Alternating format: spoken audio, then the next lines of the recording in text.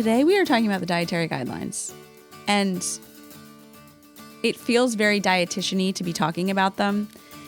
But as you and I were preparing for this podcast, I kept thinking to myself, I feel like most people don't necessarily pay attention to the dietary guidelines. Like, they do the headlines on the news about them or what they see on social media. But at the end of the day, I think most consumers are like, yeah, whatever. Like, we're not going to read this. And so I'm excited about our approach because hopefully it will inspire people to actually pay attention to the dietary guidelines. Well, I felt like what I saw in my social media feed last week when they came out is that there were two camps. Mm-hmm. There was this one camp that was like, oh my gosh, this is crazy. This is horrible. You know, we're going to die from the saturated fat. Then there was this other camp was like, yeah, this is what we've needed. Yes. For years. Yes. And when I finally said, I stopped reading all the stuff. I wanted to read the dietary guidelines on my own and then make my own opinions. And when I finally did, I was like, okay, this isn't that different from what we've had. And I like a lot of things in it. Yes. Yes. Yes, there are a few changes that do kind of concern me. But, you know, I don't know. I didn't feel like it was so one extreme or the other. Which is the way it was being portrayed in the media. I agree. And I will say, even in past, I have literally been covering the release of the dietary guidelines for 15 years now. Mm-hmm. And I will say that every time, I always, as a dietitian, take issue with some of the recommendations that are made in there. There are always things. Oh, yeah. And even scientific experts take issue with them. So, yeah. I've never agreed 100% with any of the dietary guidelines. No, and it's hard to. I mean, it's a government-based recommendation that has political ties. It is it's designed not possible. for all adults. And now they have sections for kids and stuff. But, I mean, you're talking about the whole population, right. Not the population that's like you or your age, you know? Right. So the focus today is we're going to talk through first some of the things that we really like and love about the dietary guidelines. And these are the things that, like, are worth paying attention to. Yeah. Then we're going to talk about some that feel a little questionable because maybe they don't have research to support them. They're probably okay, but they feel a little, we're like, was there really data to support that? Yes. But, like adequate. Sorry, I should say adequate data because we'll talk about that a little bit with some other things. And then we're going to talk about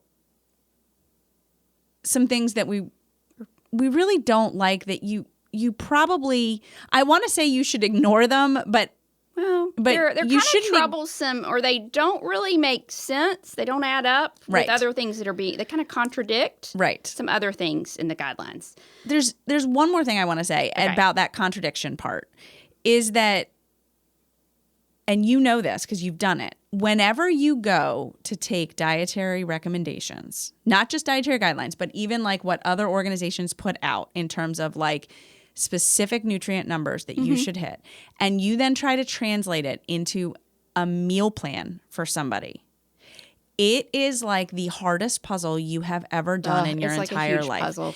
And so that's what people love meal plans for some reason. And I get it, but I feel like that's what you mean when you're saying like this doesn't make sense. Like when you start to put this into practice, it doesn't add. It contradicts other things you've said. Exactly. Yes. So, okay, I just have to start off because I just went straight to the website. I downloaded the dietary guideline, all the documents, which included the scientific guideline, which we've always, or the scientific paper, which we've always had. A lot of people probably don't know unless you're like a nutrition nerd. Well, and it's also usually hundreds of pages. Yeah, this one was over 400. Yeah. Yeah. But just for people know, it is like the basis for why they recommended the things they did.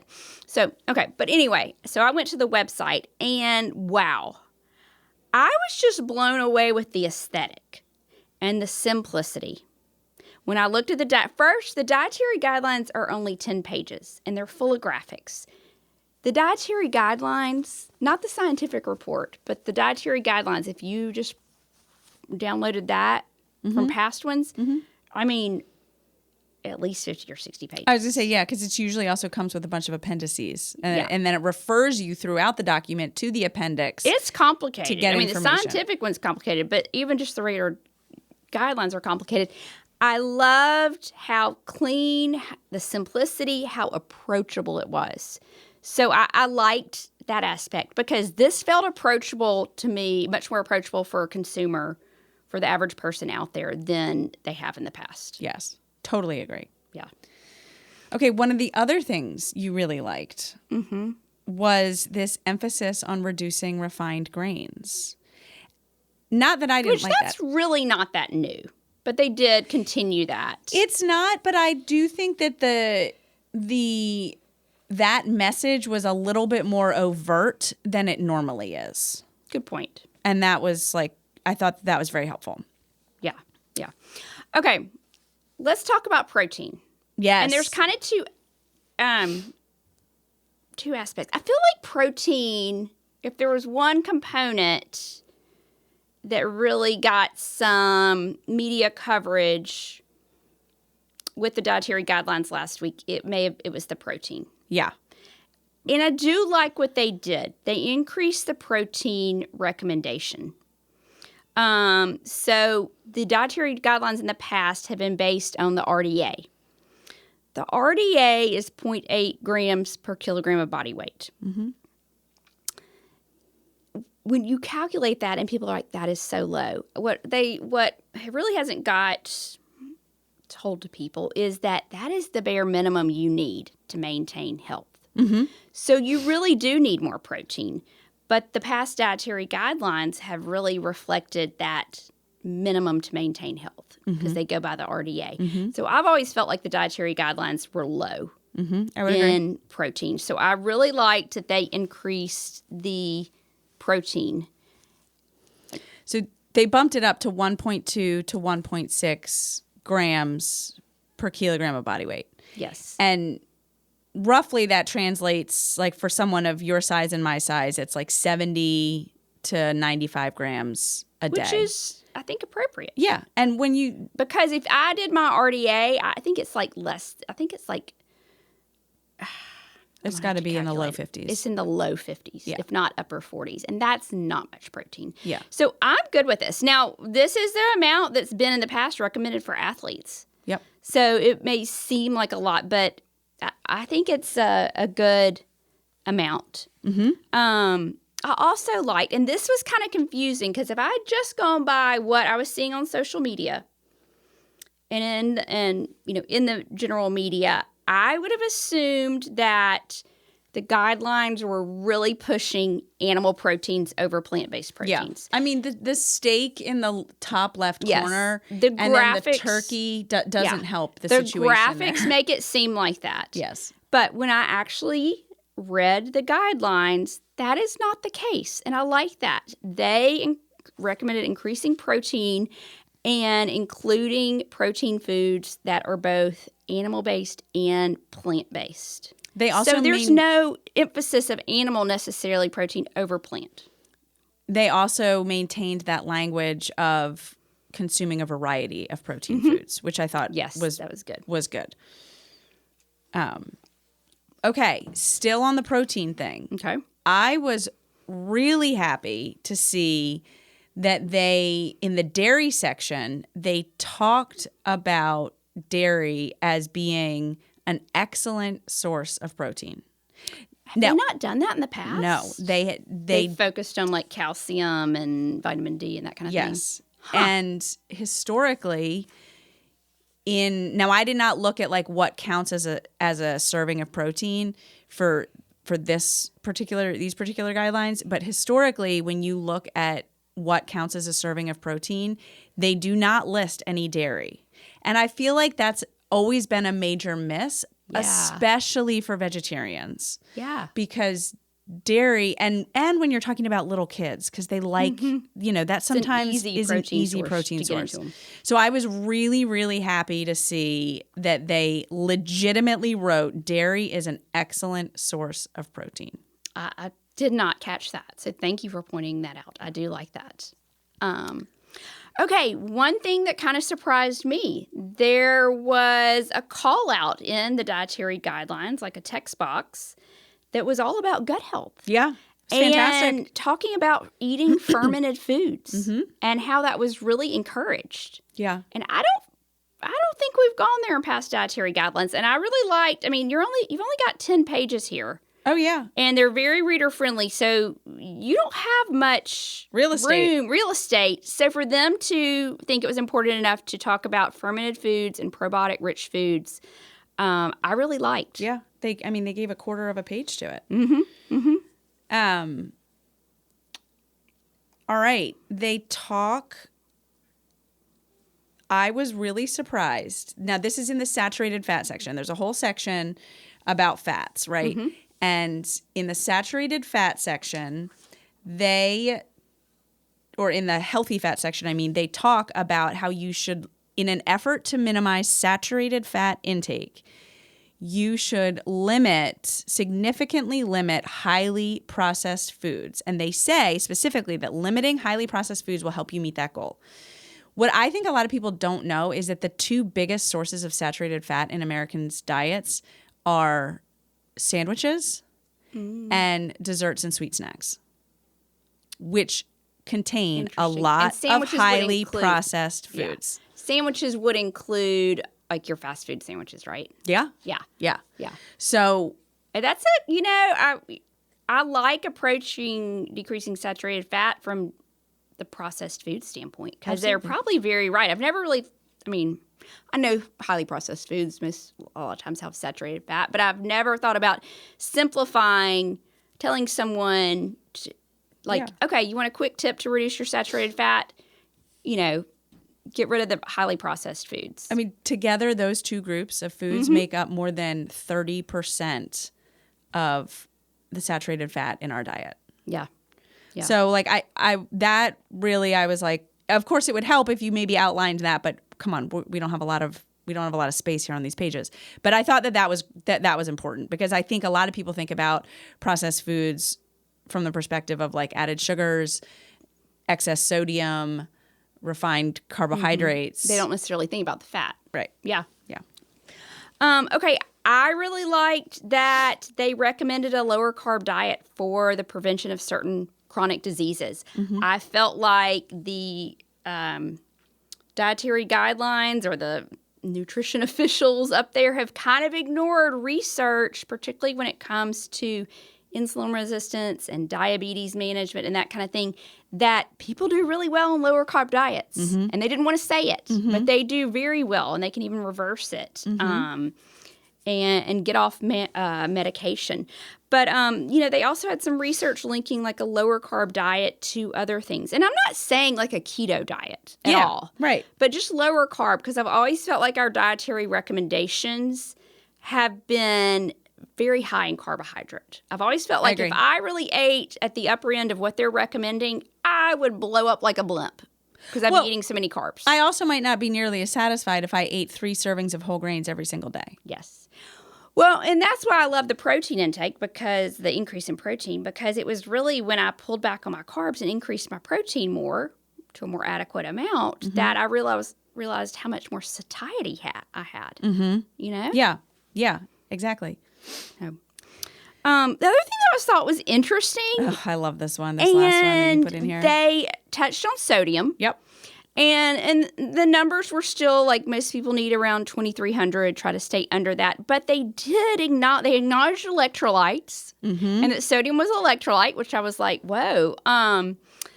And they said that active people may need more sodium than 2,300 milligrams, which is exactly right. Yes. But I thought it was interesting that they chose to include that. Yeah, I was surprised that they did, and I was also thrilled. I was like, hallelujah. Now, they did not touch on sodium and chronic conditions in that particular section.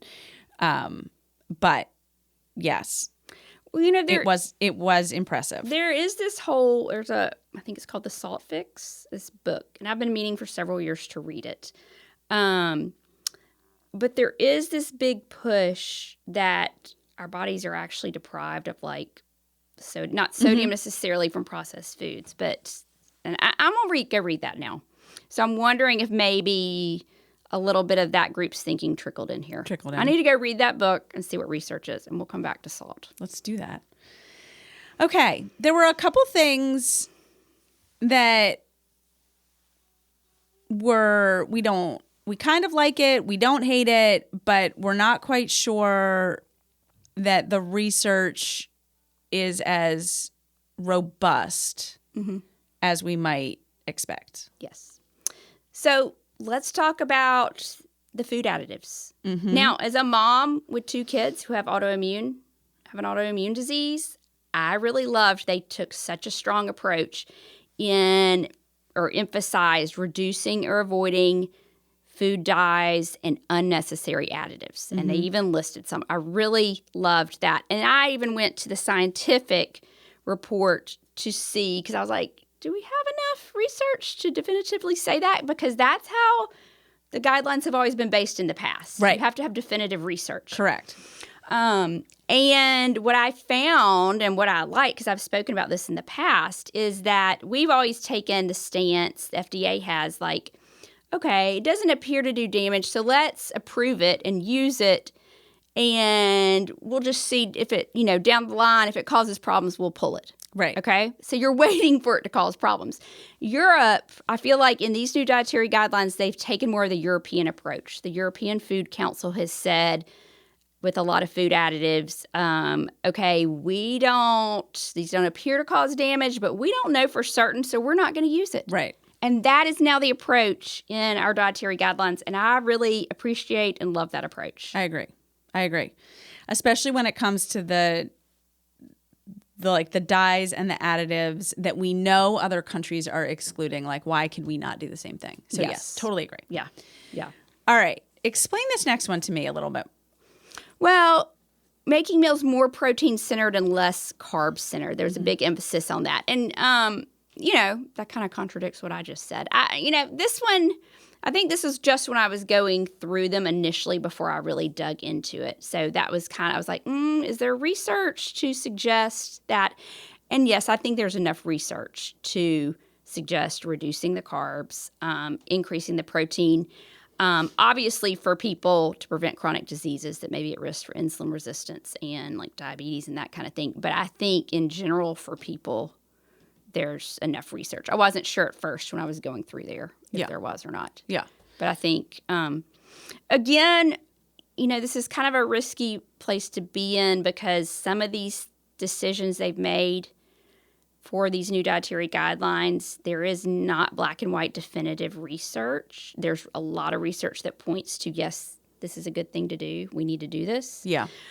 But it's not definitive, and that can be a slippery slope.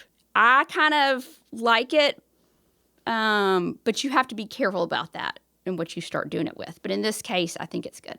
Good. Yeah. It definitely, and I think past dietary guidelines, though, have also had recommendations where, some experts will say that the research isn't definitive or there's contradictory research out there. So, yeah. So in the past, just so people know, if we did not have black and white evidence, it was not in a recommendation. True.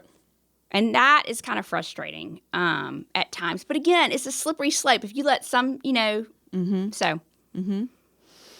All right, let's talk about the couple of points where we were like, ooh, this either doesn't make sense when you put it into practice, or the way that it's written can be interpreted as troublesome.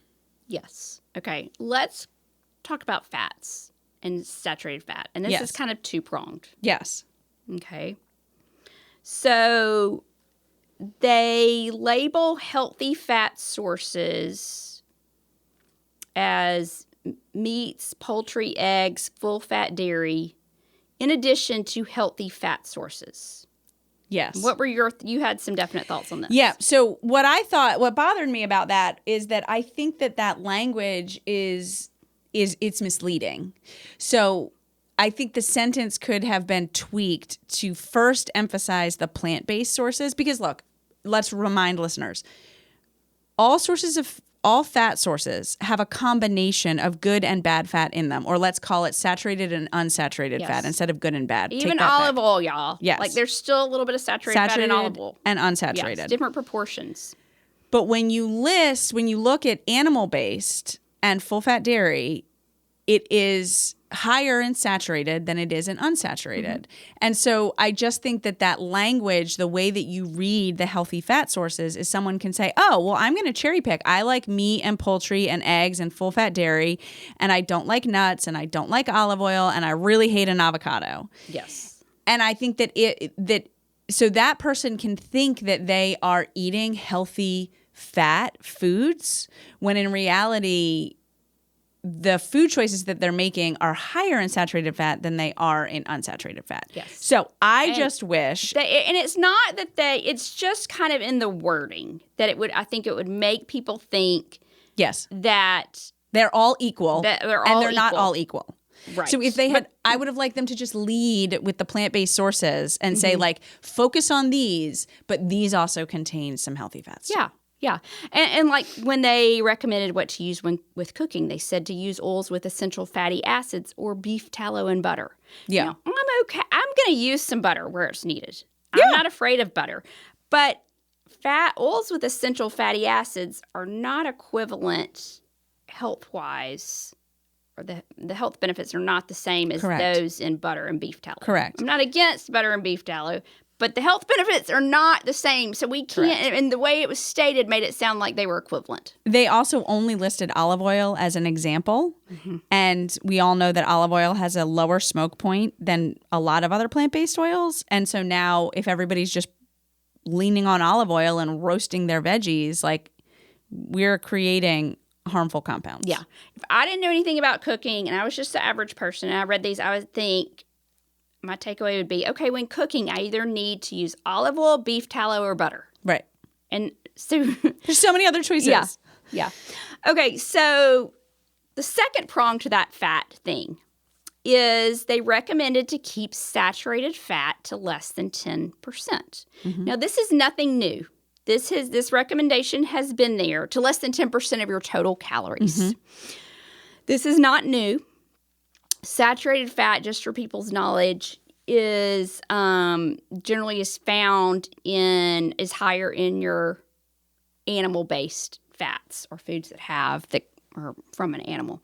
So, okay, that recommendation didn't change, but the emphasis that they placed on using things like beef tallow and butter, full-fat dairy, and if red you meats. Truly followed it, I don't think you could stay below 10% of saturated fat. No, I mean, so this recommendation kind of contradicts what they're recommending. Right.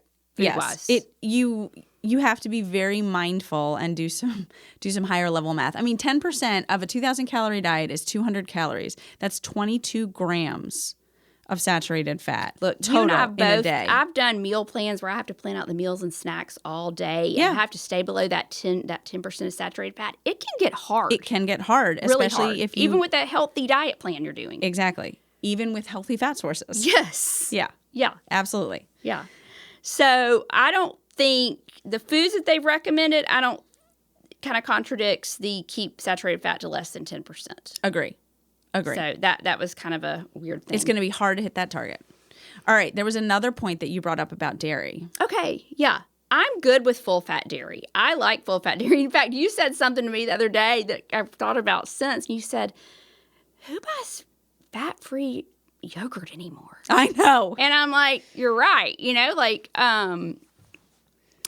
I don't know, it's still very abundant. But I'm good with 2% dairy. I'm good with, full-fat dairy. Using in moderation, it can give you a lot more satiety. Yes. But when they recommended dairy, they only recommended full-fat dairy. Like, they literally put the words full fat in front of dairy. Every time they mentioned dairy, there's a literal omission of the words low-fat or fat-free dairy. Okay? They just, every time they mention dairy, it's full-fat dairy. So it gives the impression That's the only dairy you should be eating. Right. Sorry, I just cut you off. Your low-fat and fat-free dairies may be bad or less healthy, or that they are not nutrient-dense food sources. And that's not the case. Right. I don't necessarily want any fat-free dairy. I'll take some low-fat, though. Yeah. But they're not bad, and that it was a very obvious omission. Yes. Of the words low-fat dairy or fat-free dairy, and very obvious inclusion of only using full-fat dairy. Yes. Which I thought was interesting. Very interesting. Very, very interesting. Okay, along those lines of what they recommend is hard to actually do is the added sugar recommendation. So I missed this. There was this very specific line that said 1 meal shouldn't contain more than 10 grams of added sugars. Okay, I like that. I love that recommendation. Yeah. That is not easy to do in our food environment. I mean, there are servings of yogurt that have 12 grams of added sugars in them. Yeah. So, and yogurt I would consider a healthy choice. What about when we're looking at sweets? Yeah. So, and obviously that's not in your meal, but my point is like, I mean, I hope people aren't eating a piece of cake as a meal, but the idea of like one whole meal, yeah, it should include your dessert. If it's yogurt, what else are you putting in? You know what I mean? Yeah. Or if it's like a sweetened yogurt, what else are you putting in there? And they do a lot to encourage people to eat foods without any added sugar. So I think that's great. But that one particular line, I was like, I mean, when push comes to shove, that is not easy for an American to do because our food environment isn't built that way. Yeah. It's just not built to be that low in added sugars. Yeah, I agree. Okay, maybe the most troublesome thing to me out of the total dietary guidelines is that the most fruit and vegetable servings they recommend for an adult is capped at 5, 3 vegetables, 2 fruits. Now, in past guidelines, you have different calorie levels, and it breaks down how many servings in each of these calorie levels, like how many servings of fruits, how many vegetables, protein, that kind of stuff. Well, as your calories went up significantly, your servings in all of the food groups went up, but so did your fruits and vegetables. Right. And I don't think they're saying don't eat more than 5 servings total each day, but that's kind of how it comes across. It does. And that is really, I know a lot of adults aren't eating 5 to begin with, but to insinuate that the max is 5 servings is really low for an adult. And it really, I don't know why they wouldn't just give a larger range for both, or, but particularly for vegetables. And I really worry if people took these literally about then, truly capped their produce servings at 5 each day.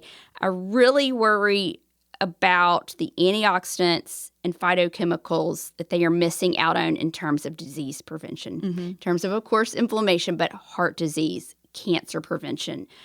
I just, in the past dietary guidelines, those servings of fruits and vegetables went up to close to 10 or so. And so they didn't say do not have more than 5, but that was as high as it went. Yeah. And it kind of insinuated don't eat more than 3 vegetable servings a day. Yeah. And they give you this loose language throughout that says adjust as needed based on your individual calorie requirements. And it's like, come on, people. Well, and,